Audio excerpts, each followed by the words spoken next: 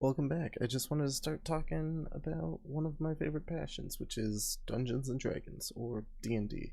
I'll be talking mainly about the 5th edition this time, but it applies to all Dungeons and Dragons really. But from this point forward, I'm going to be calling it D&D just for ease of talking about it. But I wanted to get started on my story behind it and when I started getting into it. So first, I got into it just as a way of having fun with some of my friends and doing something interesting, maybe playing a funny character, doing a silly voice. That's all I really knew D&D to be, but I've since learned that it's quite a bit more than that. And I have one of my good friends, Edgy Erebus. He was the DM, and we had a really good session for like a year and a half, 2 years. It was really fun, good campaign. But so, what is D&D really? Unlike me when I first started, or like me when I first started, a lot of people first get into D&D and they don't exactly know what it is. They've heard of it. Some shows are becoming popular now. Critical Role, Dimension 20, they have more well-known campaigns going. Critical Role is one that you have a hard time not hearing about.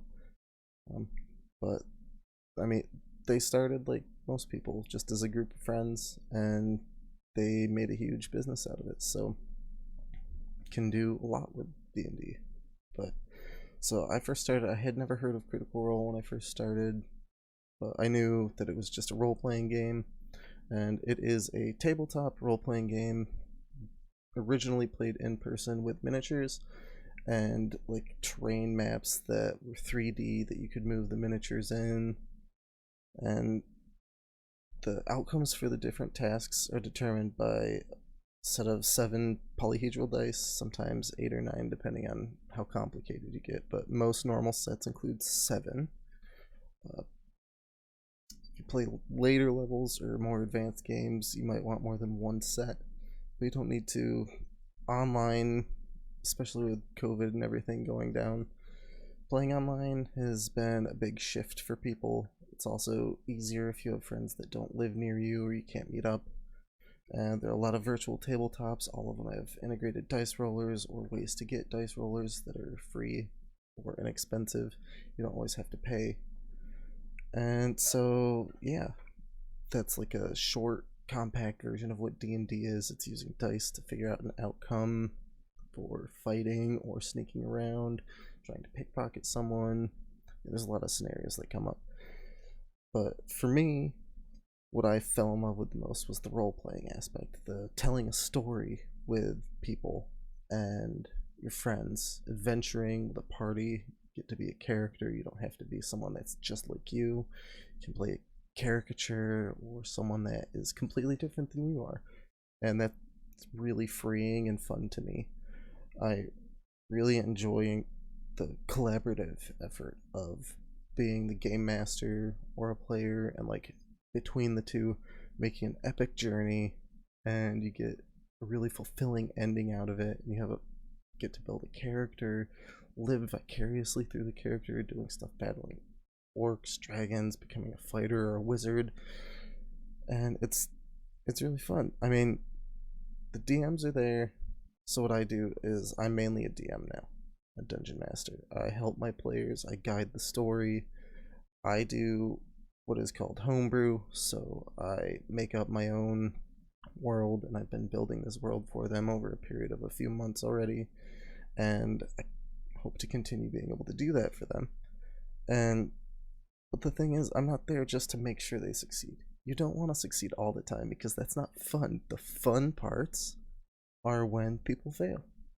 If you fail spectacularly, you have a spectacularly horrible moment that you have to figure a way out of. And it leads to some of the best role playing and figuring stuff out, like problem solving, that you can imagine, and it's fantastic.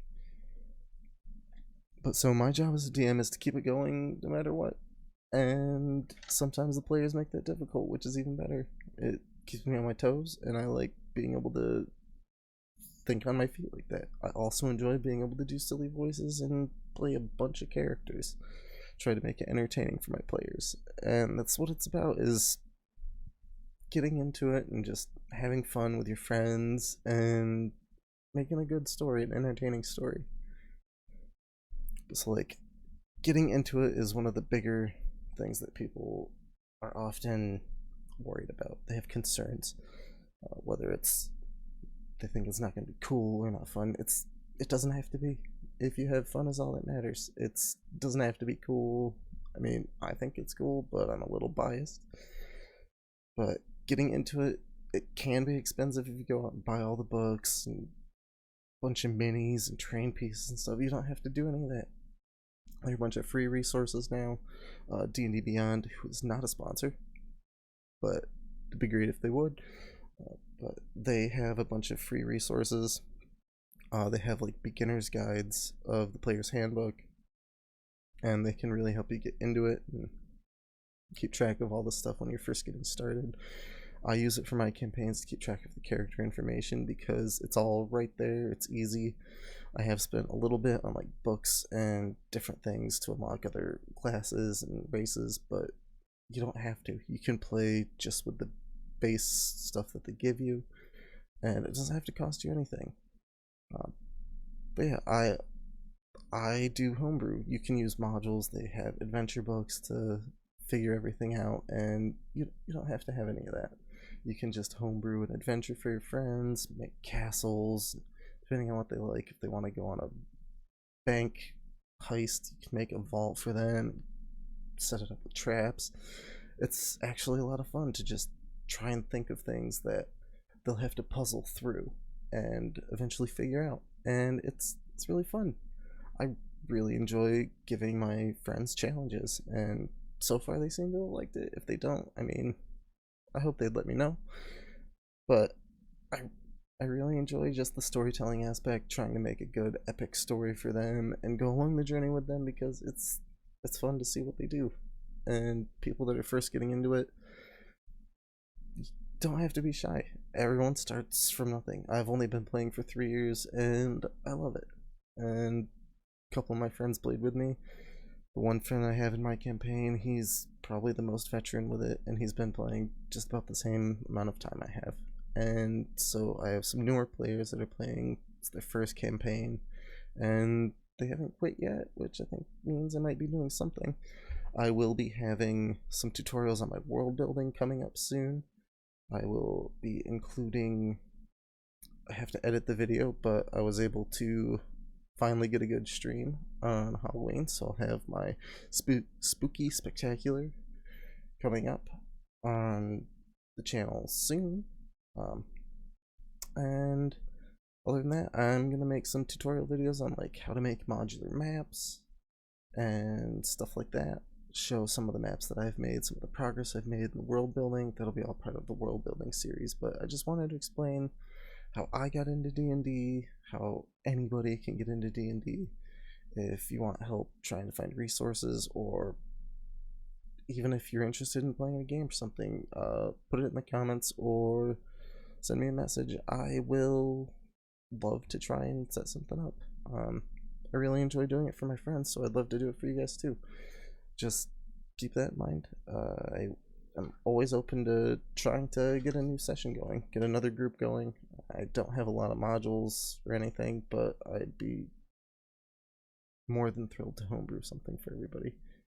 But thanks for coming. Again, if you could follow me, subscribe. My Twitch is twitch.tv/elderthad. That'd be great to follow me over there. I'm trying to hit affiliate, but I need a few more followers. But yeah, thanks for coming and watching. Have a good night. Or day, whenever it is. I don't know what time it is for you. But have a good rest of your day.